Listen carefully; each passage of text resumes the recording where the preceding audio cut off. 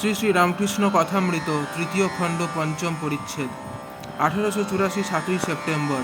চৈতন্যদেব ঠাকুর শ্রীরামকৃষ্ণ ও লোকমান্য। অধর। চৈতন্য ভোগ করেছিলেন। শ্রীরামকৃষ্ণ চমৎকৃত হইয়া, কি ভোগ করেছিলেন? অধর। অত পণ্ডিত, কত মান। শ্রীরামকৃষ্ণ। অন্যের পক্ষে মান, তার পক্ষে কিছু নয়। তুমি আমায় মানো আর নিরঞ্জন মানে, আমার পক্ষে এক। সত্য করে বলছি, একজন টাকাওয়ালা লোক হাতে থাকবে এ মনে হয় না। মনমোহন বললে, সুরেন্দ্র বলেছে রাখাল এর কাছে থাকে, নালিশ চলে। আমি বললাম, কে রে সুরেন্দ্র? তার শতরঞ্চ আর বালিশ এখানে আছে, আর সে টাকা দেয়? অধর।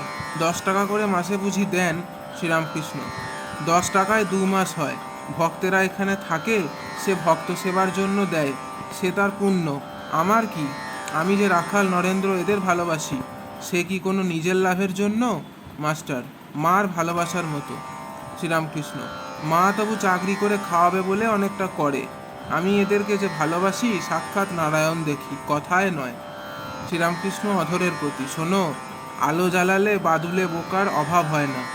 তাকে লাভ করলে তিনি সব জোগাড় করে দেন, কোনো অভাব রাখেন না।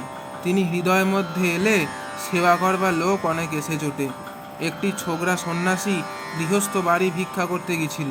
সে আজন্ম সন্ন্যাসী, সংসারের বিষয় কিছু জানে না। গৃহস্থের একটি যুবতী মেয়ে এসে ভিক্ষা দিলে।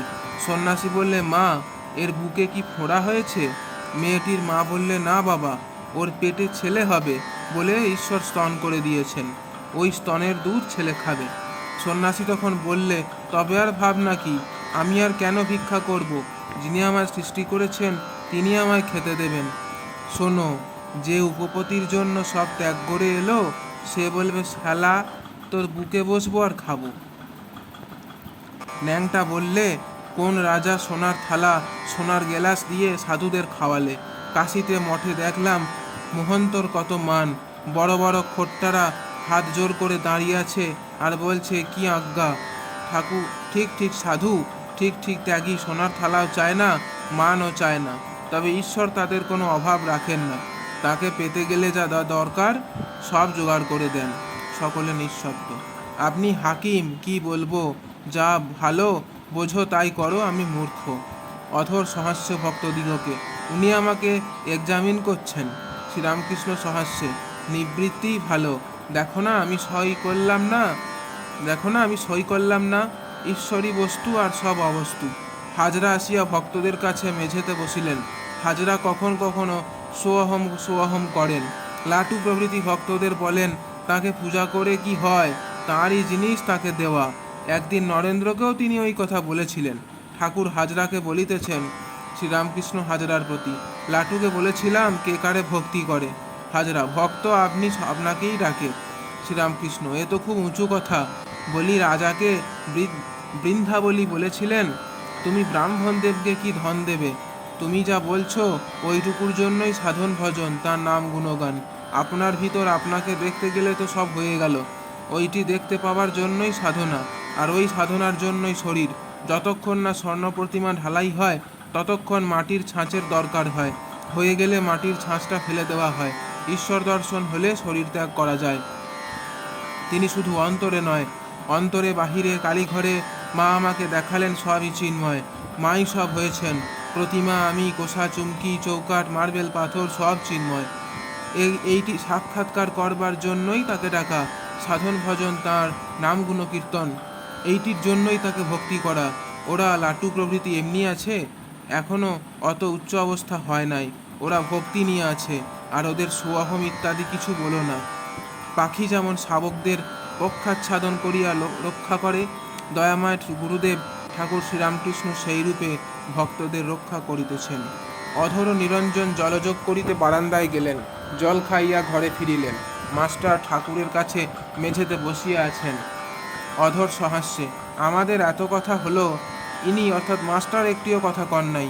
শ্রীরামকৃষ্ণ। কেশবের দলের একটি 4টে পাস করার ছোকরা সবাই আমার সঙ্গে তর্ক করছে, দেখে কেবল হাসে আর বলে, এর সঙ্গে আবার তর্ক?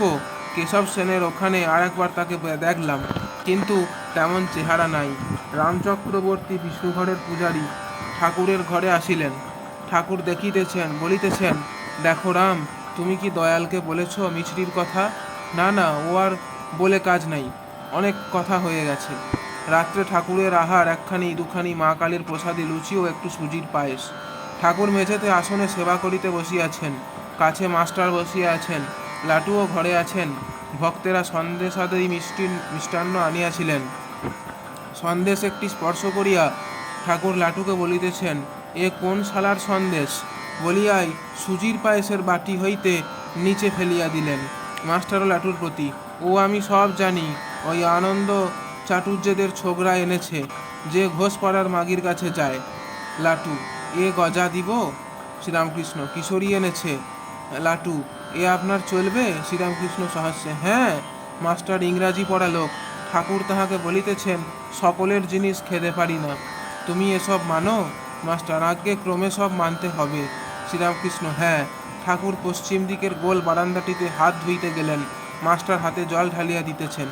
শরৎকাল, চন্দ্র উদয় হওয়াতে নির্মল আকাশ ও ভাগীরথী পক্ষ ঝকমক করিতেছে। ভাটা পড়িয়াছে। ভাগীরথী দক্ষিণ বাহিনী। মুখ ধুইতে ধুইতে মাস্টারকে বলিতেছেন, তবে নারায়ণকে টাকাটি দেবে? মাস্টার, যে আজ্ঞে দেব বই কি। জয় ঠাকুর মশাই।